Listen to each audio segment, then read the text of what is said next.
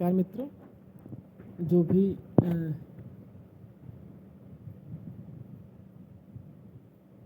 अभ्यर्थी शिक्षा के क्षेत्र में अपना भविष्य बनाना चाहते हैं और पोस्ट ग्रेजुएट टीचर के पदों के लिए अर्ह हैं, योग्यता पूरी करते हैं, तो वो उनके लिए यूपी एडेड इंटर कॉलेज में टीचर्स पदों पर पीजीटी पदों के लिए वैकेंसी निकाली गई है। जैसा कि आप देख पा रहे हैं, विज्ञापन संख्या 2/2022 के तहत प्रवक्ता अर्थात पोस्ट ग्रेजुएट टीचर हित विभिन्न विषयों के लिए आवेदन आमंत्रित किए गए हैं। आवेदन प्रारंभ होने की तिथि 9 जून 2022 और फीस जमा करने की अंतिम तिथि 6 जुलाई 2022 है। इसी प्रकार से आवेदन को अंतिम रूप से सबमिट करने की जो तिथि दी गई है 9 जुलाई 2022 दी गई है। और आप ये वीडियो आज पीजीटी की भर्ती जो निकली है उसी के ऊपर है। इसमें जो है आप विस्तार से जानकारी पा सकेंगे। जैसा कि आप देख पा रहे हैं, निर्देश, ऑनलाइन आवेदन करने की डेट, और ये देखिए फीस कितनी पड़ रही है। पीजीटी के पदों के लिए अनरिजर्व कैटेगरी के लिए फीस जो आवेदन शुल्क पड़ रहा है वो 750 है। इसी प्रकार ईडब्ल्यूएस के लिए भी 650 है, ओबीसी के लिए 750 है, एससी अनुसूचित जाति और अनुसूचित जनजाति के अभ्यर्थियों के लिए अनुसूचित जाति के लिए 450 है और अनुसूचित जनजाति के लिए 250 रुपये फीस रखी गई है। उत्तर प्रदेश माध्यमिक शिक्षा सेवा चयन बोर्ड द्वारा जो आवेदन पीजीटी पदों हेतु आमंत्रित किया गया है। उसके बाद में ये फ़ोटो के साइज़ वगैरह के बारे में विस्तार से जानकारी दी गई है कि क्या साइज़ होना चाहिए। और जो पे लेवल है इसका 4800 ग्रेड पे है। वेतनमान 47,600 से 1,51,100 तक। और आरक्षण के लिए लिखा गया है कि अगर आरक्षण का आप लाभ लेना चाहते हैं तो वो यूपी के निवासियों के लिए ही है। बाहरी जो व्यक्ति अप्लाई करेगा, आवेदन करेगा, वो जनरल में काउंट किया जाएगा।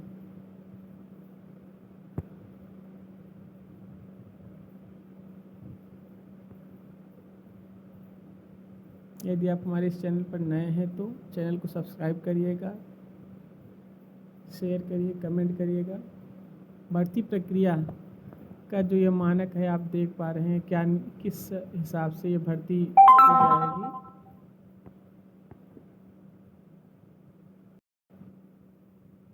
प्रवक्ता पद पर लिखित परीक्षा तथा साक्षात्कार के आधार पर भर्ती की जाएगी। लिखित परीक्षा और साक्षात्कार में प्राप्त अंकों को और विशेष योग्यताओं को जोड़ करके एक सूची तैयार होगी, जिसमें लिखित परीक्षा का आधार पर 85% अंक और साक्षात्कार के आधार पर 10% अंक। और ये साक्षात्कार में भी जो है ये निश्चित किया गया है कि किस प्रकार से प्रश्न आपसे पूछे जाएंगे। सामान्य ज्ञान के आधार पर 4% अंक, व्यक्तित्व परीक्षण के आधार पर 3% अंक, अभ्यर्थी की योग्यता के आधार पर 3% अंक और विशेष योग्यताओं में 5% अंक दिया जाएगा। जैसे कि पीएचडी की उपाधि रखने वाले अभ्यर्थियों को 2% अंक दिया जाएगा और एमएड की उपाधि रखने वाले अभ्यर्थियों को भी 2% अंक दिया जाएगा। बीएड की उपाधि रखने वाले अभ्यर्थियों को 1% अंक। ये 2% अंक का मतलब है कि 10 अंक और 1% अंक का मतलब है 5 अंक। कुल मिलाकर ये 500 का अंक का वो है। देख पा रहे हैं आप, लिखित परीक्षा 425 अंक की होगी और राज्य की टीम के माध्यम से किसी राष्ट्रीय पुरस्कार स्तर के खेलकूद प्रतियोगिता में भाग लेने वाले अभ्यर्थियों को भी 1% अंक दिया जाएगा, अर्थात 5 अंक मुफ्त में दिए जाएंगे। और ये देख पा रहे हैं लिखित परीक्षा 425 अंक की होगी, साक्षात्कार आपका 50 अंक का होगा और उसके बाद में 25 अंक जो है विशेष योग्यता के लिए पीजीटी और एमएड बीएड और पीएचडी के लिए। इस प्रकार से कुल 500 अंक का जो है ये पूर्णांक बन रहा है। इसी 500 अंक के आधार पर फाइनल मेरिट तैयार की जाएगी। लिखित परीक्षा का क्या प्रारूप रहेगा? लिखित परीक्षा बहुविकल्पीय होगी, जिसमें 425 अंकों का एक प्रश्न पत्र होगा और प्रश्न पत्र में कुल 125 प्रश्न होंगे और प्रत्येक प्रश्न का जो अंक होगा 3.4 अंक होगा और सभी प्रश्न अनिवार्य होंगे। समय अवधि मतलब टाइम जो है, समय सीमा इसकी 2 घंटे का ये पेपर होगा आपका और सभी प्रश्न बहुविकल्पीय होंगे। उसके बाद में फिर मेरिट फाइनली तैयार की जाएगी। बाकी सामान अनुदेश वगैरह दिया गया है।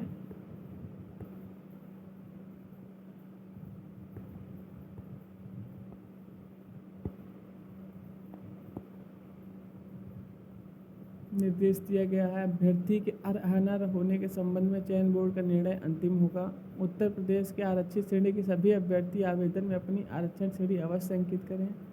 अनुसूचित जाति, अनुसूचित जनजाति, अन्य पिछड़ा वर्ग, आर्थिक रूप से कमजोर वर्ग, स्वतंत्रता संग्राम सेनानी के आश्रित, भूतपूर्व सैनिक तथा विकलांग जन जो उत्तर प्रदेश के मूल निवासी नहीं हैं, उन्हें आरक्षण का लाभ अनुमन्य नहीं है। ऐसे अभ्यर्थी सामान्य श्रेणी के माने जाएंगे। महिला अभ्यर्थियों के मामले में पिता पक्ष से निर्गत जाति एवं निवास प्रमाण पत्र ही मान्य होगा।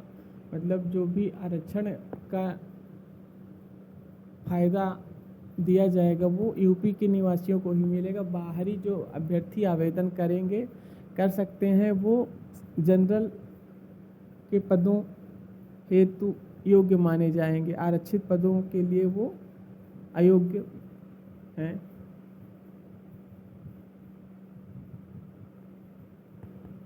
बाकी ये SC ST के लिए जाति प्रमाण पत्र का ड्राफ्ट दिया गया है। OBC के लिए भी जाति प्रमाण पत्र का प्रारूप दिया गया है। उसके बाद में विकलांगों के लिए विकलांग का प्रमाण पत्र सर्टिफिकेट का प्रारूप दिया गया है। स्वतंत्रता संग्राम सेनानियों के लिए भी सर्टिफिकेट का प्रारूप दिया गया है। इसी प्रकार राष्ट्रीय स्तर पर खेलकूद करने वाले राज्य के खिलाड़ियों को भी सर्टिफिकेट का प्रारूप दिया गया। अब ये देखिए सीटें कितनी हैं कुल मिलाकर के, किस विषय में कितनी सीटें हैं। कुल मिलाकर जो PGT में सीटें हैं 549 बालक वर्ग में विद्यालयों में और 75 बालिका वर्ग के विद्यालयों में। इस प्रकार से 600 से 625 पोस्ट लगभग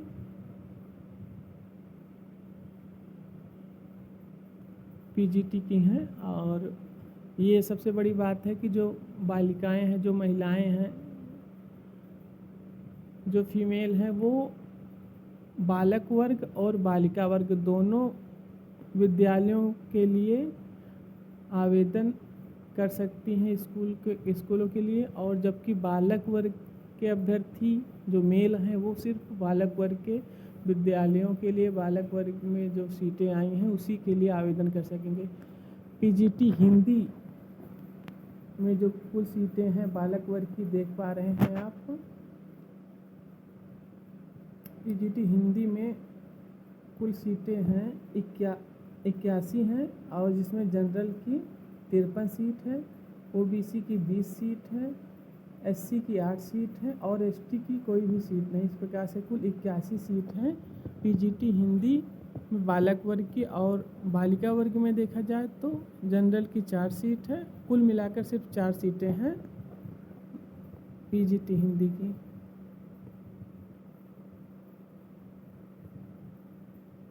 अब देखिए योग्यता, शैक्षिक योग्यता क्या है। PGT हिंदी के लिए जो शैक्षिक योग्यता का मानक निर्धारित किया है माध्यमिक शिक्षा सेवा चयन बोर्ड ने कि हिंदी में MA तथा संस्कृत के साथ BA होना चाहिए अथवा संस्कृत के साथ शास्त्रीय परीक्षा राजकीय संस्कृत कॉलेज वाराणसी, अब संपूर्णानंद विश्वविद्यालय वाराणसी से होनी चाहिए, या हिंदी के साथ MA हो और संस्कृत के साथ BA हो या फिर हिंदी में एमए और शास्त्रीय संस्कृत की शास्त्रीय परीक्षा पास किए होना चाहिए।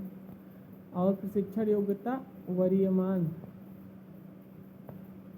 दिया गया है कि वरीयता किसको दी जाएगी। हाई स्कूल कक्षाओं के अध्यापन हो तो तत्समय प्रचलित नियमों के अनुसार नियुक्त अध्यापकों के लिए यदि वे निर्धारित अन्य शैक्षिक योग्यताएं रखते हों, इंटरमीडिएट कक्षाओं के हिंदी प्रवक्ता पद पर प्रोन्नत है तो संस्कृत विषय से बीए उत्तीर्ण होना आवश्यक नहीं होगा।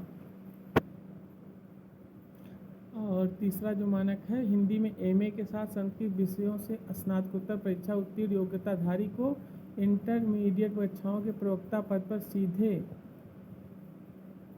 नियुक्त अथवा प्रवक्ता पद पर प्रोन्नत है तो बीए में संस्कृत विषय की अनिवार्यता से मुक्ति होगी। हिंदी में जो एमए हो उसके साथ संस्कृत से एमए हो, उसको सीधे जो है इंटरमीडिएट कक्षाओं के प्रवक्ता पद पर नियुक्ति दी जाएगी। अन्य विषयों के लिए भी योग्यता का मानक निर्धारित किया है माध्यमिक शिक्षा सेवा चयन बोर्ड ने, जैसा कि आप देख पा रहे हैं। गृह विज्ञान के लिए, अंग्रेजी के लिए, कला के लिए, संस्कृत के लिए,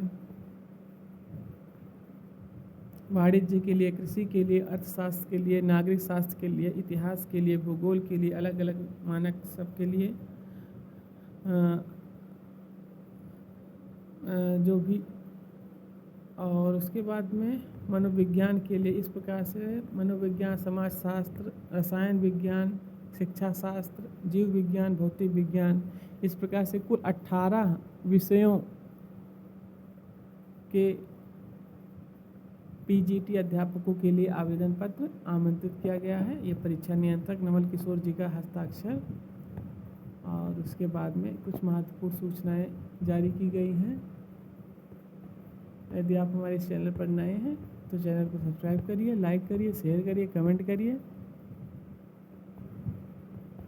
आपको चयन हेतु अग्रिम शुभकामनाएं। बहुत बहुत धन्यवाद, बहुत बहुत आभार।